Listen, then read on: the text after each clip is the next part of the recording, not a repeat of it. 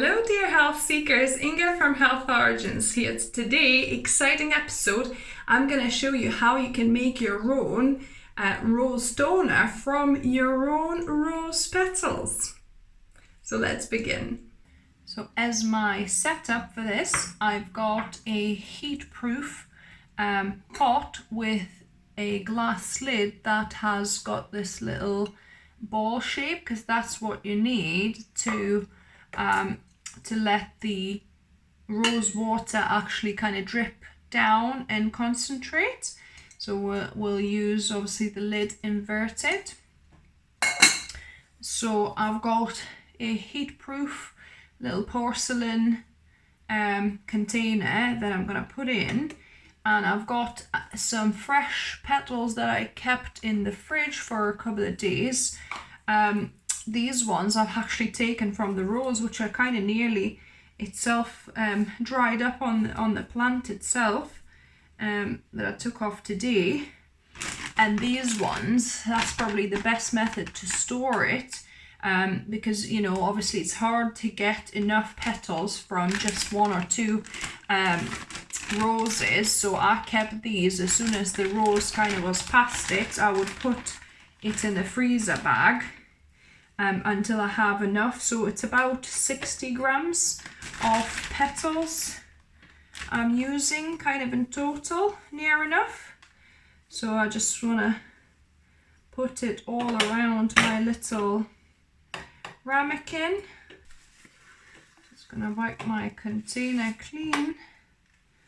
Don't want any bits of petals in there, because that's where we're going to collect the clean aerosol, hydrosol, even rose water.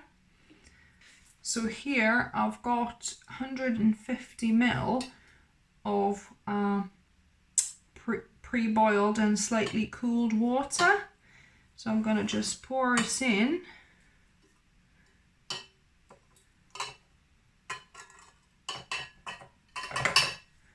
To slightly submerge the petals. I think I need a little bit more, because they have to be like about halfway submerged. So another 50 ml I'm adding here.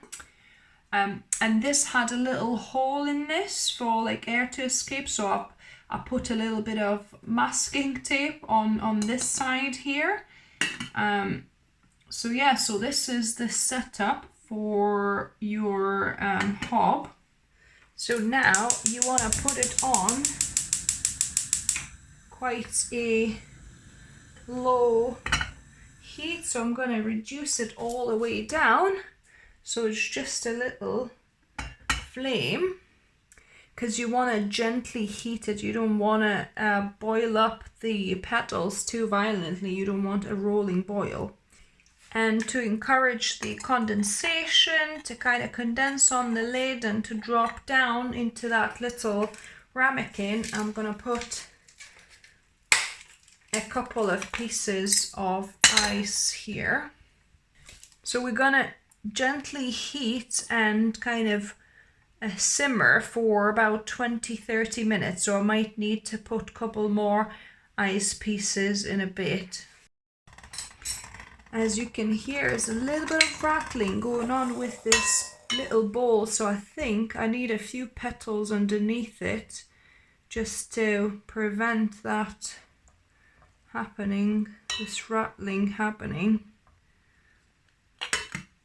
As you can see, the steam is now gathering on top of the lid, and because it's kind of leaning downwards, it should be dropping off that middle point into our ramekin.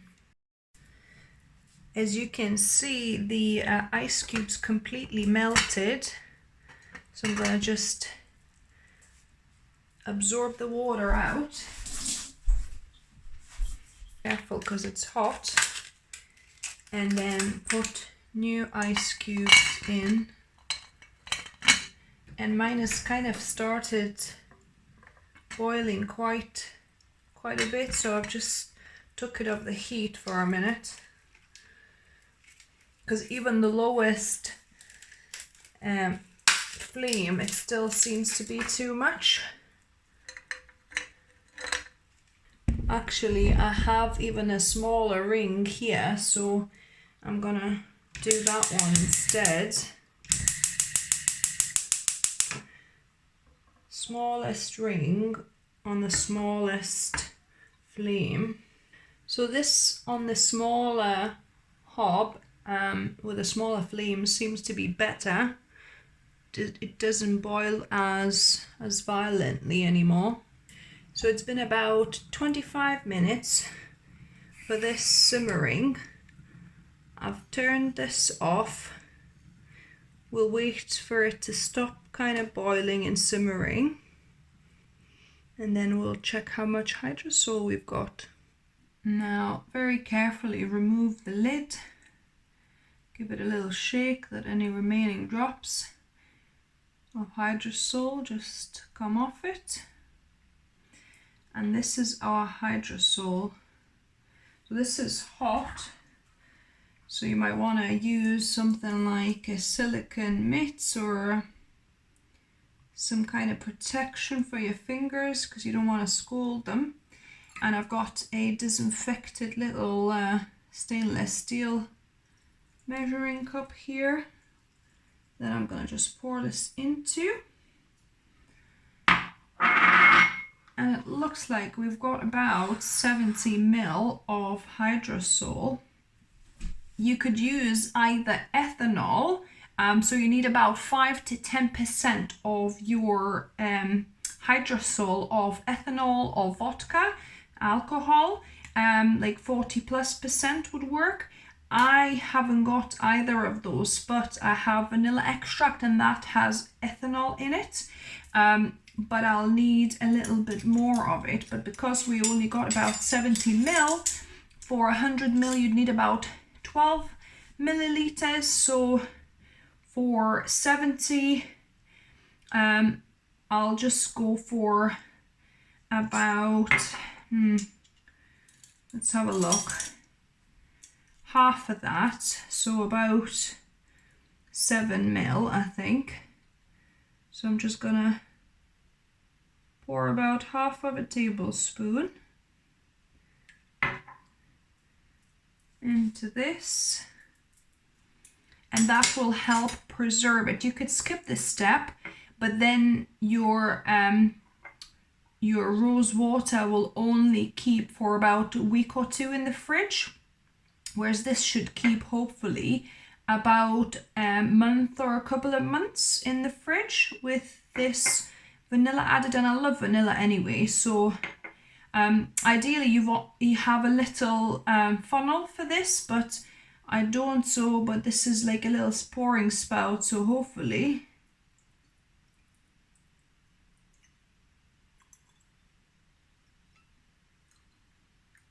so this is not ideal. I spilled quite a bit of it, but anyway, I definitely need to get a little funnel. So this is a glass, a dark brown glass jar that I had from actually rosewater initially, that I had from the store. So I'm just reusing that.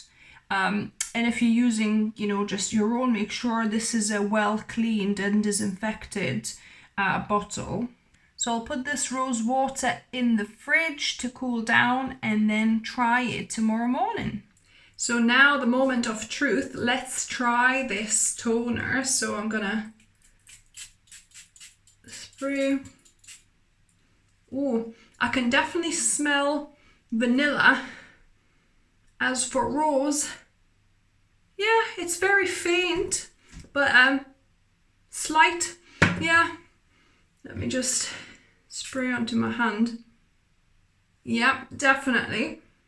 I can smell rose, so it's kind of rose vanilla toner. So yeah, that is a success, guys. Feels like really nice and refreshing, and yeah, smells really, really good. So I'm really, really glad that I was able to make my own rose toner from our own roses.